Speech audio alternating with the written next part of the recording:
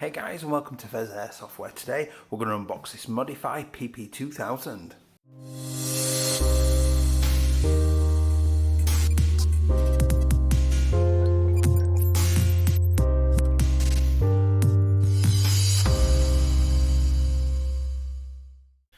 So I just want to make a note on safety. Whether I'm disassembling, unboxing, chronoing, whatever it is I'm doing, I always make sure I'm in a completely safe environment. So that means most of my videos I'm always wearing eye protection just to make sure that my eyesight stays safe. Before I do that, I always make sure that there's no ammunition in any of the mags or in the gun itself. I make sure that the mags are unloaded and unwound to make sure that nothing can happen with that. Obviously, if I'm chronoing, then I've absolutely definitely got my eye protection on to protect myself. I even make sure that my batteries are removed and out of the way so that I know I'm in the safe environment. I also make sure that there's nobody else around as well either, so I'm always in a safest possible environment. If you are working with airsoft stuff, please make sure you do the same. Hi guys, and welcome back. If you do enjoy this content today, please do like and subscribe because you're going to be really helping me out. So today we've got our next unboxing. This is the modified PP2000, modified PP2K, and as you probably know if you've watched any of my videos, I'm a massive fan of pretty much anything Russian, so this was right up my boat, or right up my street when I saw this, and floats my boat a little bit. So I jumped on this. I pre-ordered it from longbowbb. I got the CO2 package overall. Well, I got the gas blowback, the gas version originally, and they sent some CO2 mags to test it out with as well. So this is the one that comes with the gas mag initially, and then I've got some CO2 mags with it, and I got the suppressor and the flashlight just because you might as well go whole hog for this thing. So we'll get started then and have a quick look. So you get this nice black plastic case. I will say, if you can see there's marks on there, I have been and shot this, and we'll come to that shortly once I've shown you the footage and things. So slide open the little latches at the end there, and we open it up, and we've got this nice foam insert. So in the bottom it is the pick and pluck, so you can pull out bits of these if you want to sink your PP2000 into it, but it does nicely sink in there. Same with the gas mag as well, which is really quite weighty and solid. We'll have a look at that in a minute. In the lid, if you lift that up, you've got your, that's my receipt, you've got your little manual, you've got, I'm not actually even sure what the red thing is, you've got a couple of patches, which who isn't a fan, you've got the modify, dominate the field, and a sticker. Oh man, I didn't even realise there was a sticker in here. You get a little tool, which I'll explain in a minute. You get, looks like a little bandana sort of thing, I'm guessing. Let's have a look at this.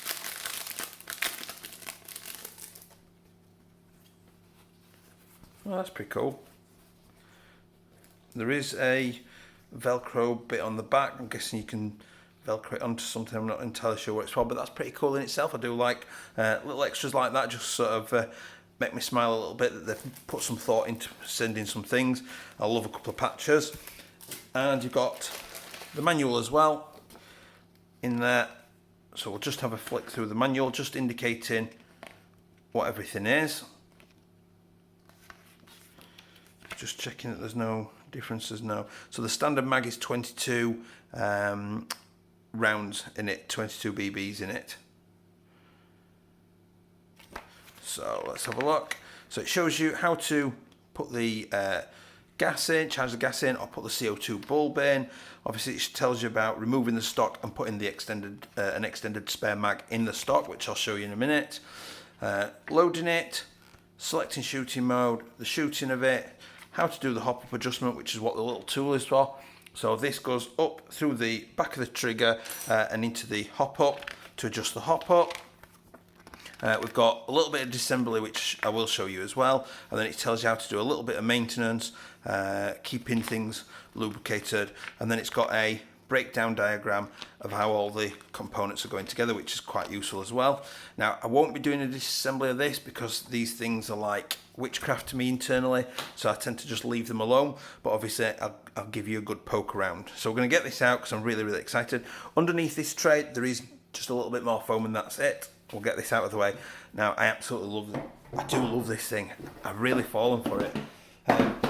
So here is the PP2000 with its folding stock. So we're just going to push that up, and I have been told by somebody that even the one on the real stock wobbles a little bit, on the real version wobbles a little bit.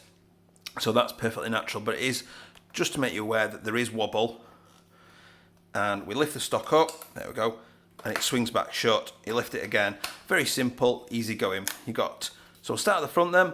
You got a metal flash hider here that's got a tiny little grub screw in underneath. That must be removed to get the flash hider off. It doesn't even seem to want to come part way out to release it. It'll just get jammed up. You've then got your charging handle, which is ambidextrous and can go either way. Just allowing you to, it won't charge while it's on safe, as I've discovered, much to my annoyance several occasions. So I'll put it down to single shot, click it open, nice firm sort of slide back forward, and there you could hear.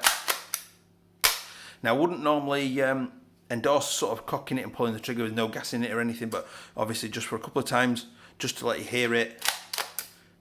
There's a nice trigger pull on there, and I do like the shape trigger. It's very nice on your finger, that it's not just a cheap piece of solid metal or whatever. It does feel nicely made. It's well rounded off. It's comfortable to get into. You've got a nice little riz rail on top there to mount some sort of red dot. Your selector is metal. You can't cock it in safe. It's just locked back. Then you go to full auto, just like an AK would, and then you're on single shot at the bottom. Your mag well is straight up your pistol grip there, and the mag goes in nicely. The stock then, to remove the stock, you push the button in. I'll hold it in with one hand, and the stock slides out. The extended mag can then, let's check which way around that goes. Is it that way? The extended mag can then be inserted in place of a stock, so you can have a mag in the gun, a mag in the stock, and then when you're ready, you just press the release and out comes the mag. That can go in the gun and the empty can go back in the stock. So you can run it quite easily without the stock at all, and I think if I was going to keep this myself, I'd probably run it without the stock. Now that, with the gas mag in, the short mag, or with the long mag, is actually surprisingly light. The stock starts to add a little bit more weight to it, because that's quite a bit of weight in itself, just because it's a solid piece of metal. But that is relatively light, even with the extended mag in it. Now they are, I believe, 65 rounds or 69 rounds, and I have had every single BB out of it on full auto with a CO2 bulb, but we'll talk more about that in a minute. To disassemble it, there's a button up here, and you just push it forward and it releases the upper, and it just lifts away like that. So we'll have a look. Carefully place that there. So the button system, when I wiggle it like that, that's how it releases the upper, and it locks into this pin section here, this circular pin section. So there you can see your trigger underneath on a cam to the back to release everything, and obviously you've got part of your inner workings there. Put that down gently, and then there you've got. Now, by the looks of it, it's extremely well built. It's absolutely solid. What I will say is, at first, when I got it out of the box and I did my first few shots with it, and I was having a few issues, I didn't like it. In fact, I was annoyed at it, and I was mad at it, and I was like, what have I done? Why have I bought this? And the package that I've bought, I also bought an additional long mag. So I got the package that came with the suppressor, the torch, 2 long mags. I've bought an extra long mag to go with it. And I phoned the guys up just to check where my mag was. And he did say, have I fired it properly yet? And I was honest and said, yeah, I've fired it a few times. Weren't mega impressed so far. And he just said, bear with it, stick with it, feed a few mags to it. And I'm going to be honest, he was absolutely right. By the time I'd sort of put 3 or 4 gas mags through it, and I put 3 or 4 CO2 mags in it, I could see what it meant. It just needed bedding in, it needed opening up, chance for the lubricant to get work into every joint and everything, and it's really, really started to come into its own. What I'm going to do next is I'm going to whack the torch on and the suppressor and show you what they look like and how to fit them, and then we'll go into the performance thing, and I'll talk properly about the performance and what I think. So the first thing I've got is the proper modify suppressor to go on the PP2000, and if I unwind that, it is foam filled down all the way down to the bottom. and it is separate little foam rings as well. Now that's quite weight in itself. If you are going to run this as a sniper backup, if you start adding on the suppressor and then the torch as well, you're going to start adding some weight. That said, it's totally going to be worth it because it's going to look absolutely badass. So for this grub screw, I've discovered that a Torx 6 is actually probably the easiest way to do this. So in it goes. I'm going to fully remove it now. Be very careful because if you drop that, you can see how absolutely minuscule that is. You're probably not going to find that again. It is, like famous last words, there we go. It is a negative thread and it appears to be, I believe, a 14mm negative thread. So this just goes on then.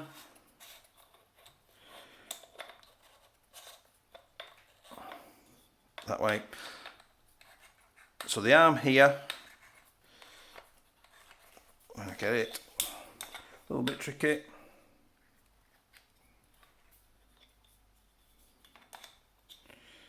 Yep, there we go.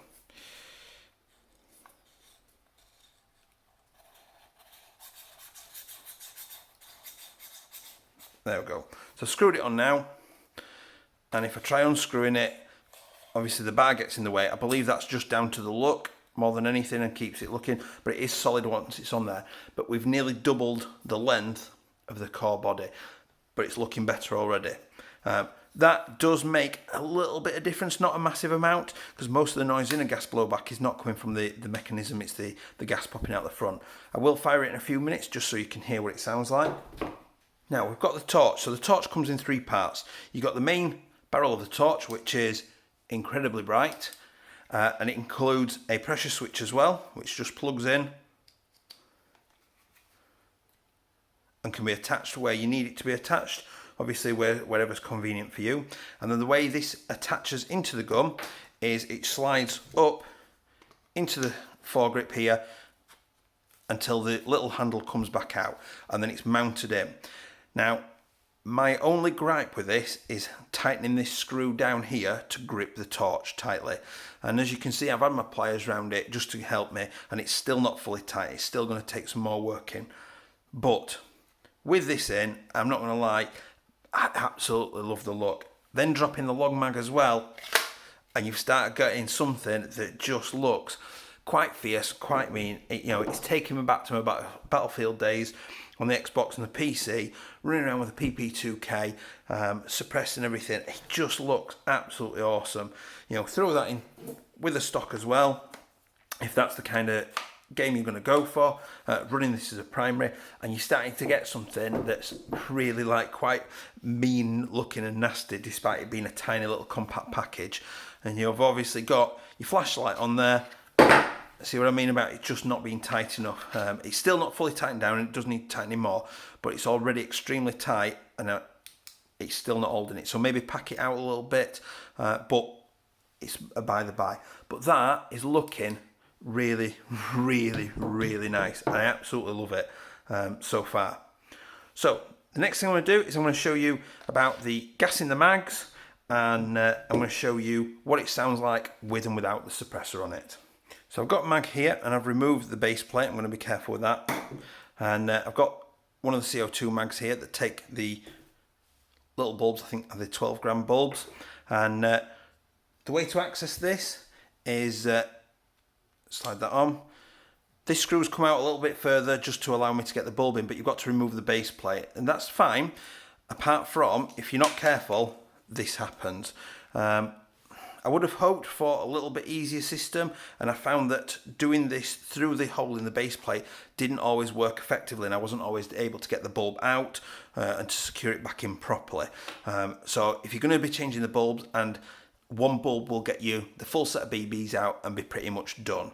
So what I found is a Torx 25 is the best tool to use. I couldn't, or there wasn't a tool included in the box to do this with. So I would obviously expect, just checking that I didn't actually fit down there somehow that I'd not figured out. So you're going to need something to put this screw in with. Obviously if you get the gas one and not the CO2 one, there's not as much an issue. So the bulb goes in, just loosen off a tiny bit. There we go. So the bulb goes in, and you're making sure that the end there sits into, there's like a little pin with a hole in the middle there. So I'm just going to sit that in there, making sure I don't drop things out. There's not many gripes I've got left after shooting it and getting it bedded in, but this is probably one of them. And then you're just going to tighten it down. You'll hear it hiss. And there we go. We've tightened that down. I'll put the follower back in there. I'm going to slide the base plate on. And be careful, this follower's got a little notch on it that will get stuck, as I'll show you. It sometimes does get stuck in there, which should allow you enough room to access this screw, but it doesn't give you enough room to get things out. So you're just going to have to push that back in and slide it back shut. You may have to just reach under and pull it down. It's not something that's going to be easily done with gloves on mid-game. The next thing, what I'm going to do is I'm going to take this spring assembly out, just because the follower in the top there doesn't allow the gun to fire when there's no ammunition, so you can't even cock it to dry fire it or anything. Now, normally I wouldn't condone dry firing because it's not good for your AEG. It's certainly not good once I remove the torch. There we go. To remove the torch, you're just going to push that handle in at the same time as pulling directly down, and it will come out. It's just a stiff fit. Dry firing is not good for your guns in general, so generally I would say don't pull the trigger unless you're definitely going to shoot something with it. So obviously I can't charge it in safe, so I'm going to put it in single shot. I'll charge it. So it's now charged, and I'm going to fire it to see what it sounds like with the suppressor in. Go for a little bit of full auto. It's actually quieter, and what I'm going to do now is I'm going to undo the suppressor.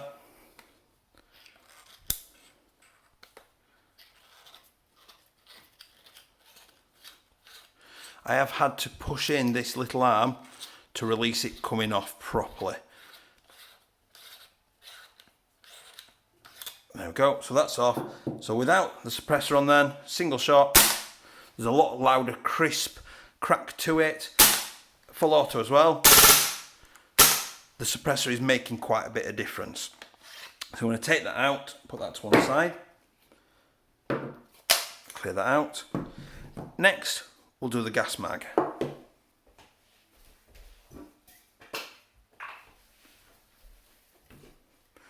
So most of the time with this, I have been able to do this through the base plate without any issues. So I've just been able to poke that in there.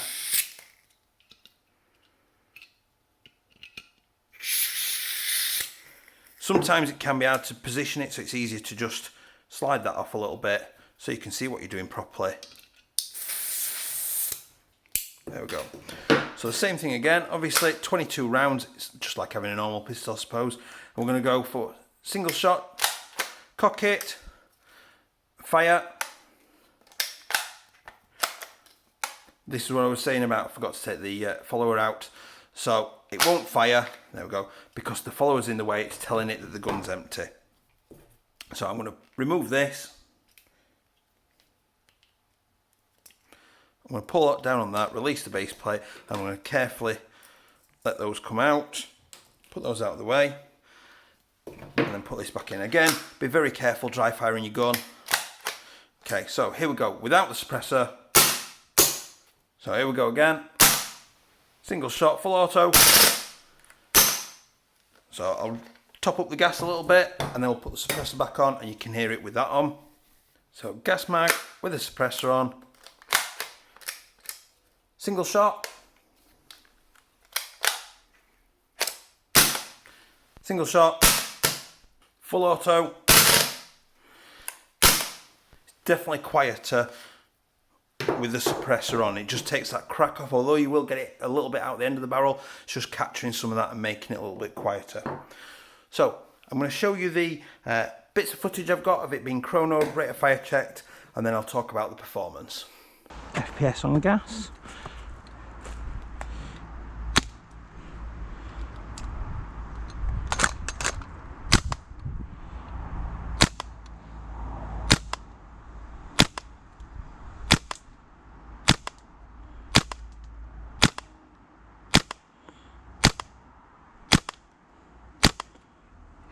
Chrono, 0.2.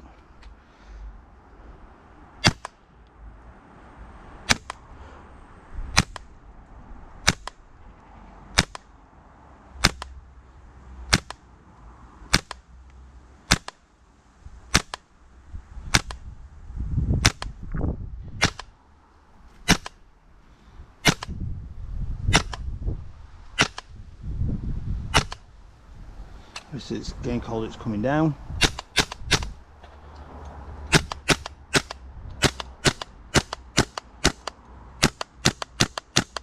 Hop fully off and it's just skying them.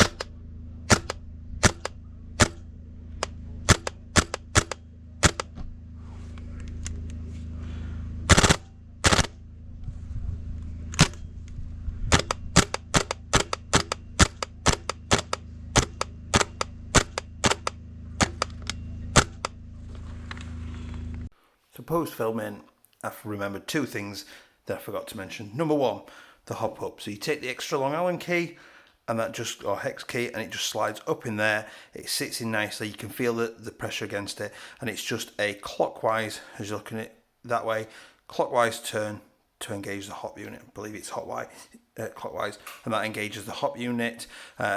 The second thing relating to that is longbow, let me know, and from what I've seen on the internet, you're better off using heavier weight BBs, probably heavier than 2.5s. A lot of people are saying 2.8s are the best option once the hop's bedded in, and do you know what? I probably agree with that wholeheartedly. You're going to get really good accuracy, really good range and consistency out of it, and it's just going to absolutely blow you away. So as you can see from that footage, Chrono in on the gas mag was sort of initially, well, it was UK legal, so sort of 320 FPS, and reportedly you get the same out of the extended gas mags as well. The CO2 mags, that was sort of like a 25, 26 degree day when I was doing the Chrono in. So the first few shots come out at sort of 400. By the 8th, 9th shot, it had dropped safe to UK limits. What I would say is that that's without any hop set on it at all. There was no hop setting on that, and that was chronoing on a 0.25 gram BB. After that, I checked the range, and initially it was just absolutely skying 2.5s, and that was the heaviest weight that I had at the time. The second clip of footage was when I was on site at Humber Airsoft, so thanks to the guys at Humber Airsoft for letting me film. Obviously just shooting this on their little bit of a chronoing area shooting range sort of thing. And it started off, again as I said earlier, the bedding in is important with this.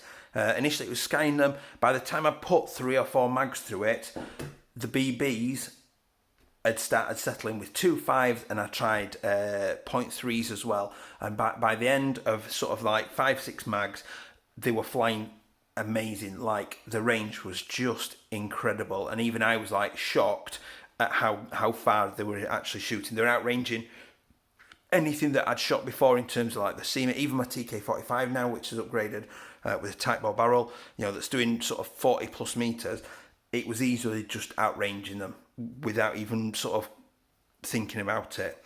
I did find that if you got any sort of contamination in here, which at one point I did get a bit of dirt down in one of the mags, and it did cause the BBs to feed a little badly. Not the gun's fault, it was just that they were just slowly moving up, and as you were trying to full auto, it caused issues. Single shot generally was okay. The other mag, because it was clean, fed absolutely flawlessly. What I will say is you'll get inconsistencies with the full auto. It's a little bit sort of, again, it got better over time and it will continue to get better. And the guys at Longbow said, you know, theirs are running lovely now, and I can definitely see what they mean. They are beautiful. They are absolutely gorgeous. I'm not the biggest gas blowback fan in the world, although I am coming round to them very quickly, especially with the crack, the feel of it when it just snaps. Obviously, I can't unfortunately show you because I've put the follower back in, but when it goes and you get that kick to it, it just feels so much more satisfying than a standard AEG. It's part of the reason I got into recoils, which recoils are great, but they still don't have the crack of the proper gas blowbacks. The main downside for me is that it just takes a while to bed it in. It's just taking the time to get it bedded in, get it sort of all the parts functioning properly, coated in the lubricant and everything. As soon as you've done that, it's going to be an absolute beast to use, and it's going to look brilliant. I mean, just even with the suppressor on, it just looks absolutely gorgeous. The sight with the sort of pistol sights there look absolutely brilliant. Make it easy to sort of spot a target. The fact that I can put a red dot on it as well is fantastic. The fact that I can actually run, I love, you know, what other country has come up with that? Run a mag as a stock in your gun, because why not? It's like probably the most Russian thing I've seen this week. You know, it is an absolutely beautiful piece of kit, and I've really enjoyed having it. The guy who's taking this off me now can't wait to get it, and he's going to absolutely love it, I'm sure, as much as I do. So if you're going to get one, they are worth the investment. They are quite expensive. This whole package with the extra mag was sort of over £500 with the extra mag, because I've got a third long mag coming, as well as what you see here, and the suppressor and the flashlight. It's over £500. But as a sniper backup, if you're going to be playing sneaky in CQB, that kind of thing, these are absolutely phenomenal, and they're just so tiny and compact with no stock on. You know, this is absolutely minuscule. You remove the suppressor, you're even tinier again. I just can't fault it, other than the need to bed it in. Arguably, you could say that AEGs require the same thing, and you know, a lot of AEG hot rubbers, although they'll shoot pretty well out of the box, they don't get really good until you've had a good few hundred rounds through them. I would argue that this is absolutely no different. That this needs the exact same, just 300, 400, 500 rounds to it, just to get everything flowing and working smoothly. At that point, it's going to be absolutely amazing, and it's going to be a real workhorse for you. So I hope that's been useful to you. I hope you've enjoyed it. I have thoroughly enjoyed messing with this. I will leave the usual photos at the end. Please do make sure to like and subscribe, and I will see you next time. Bye.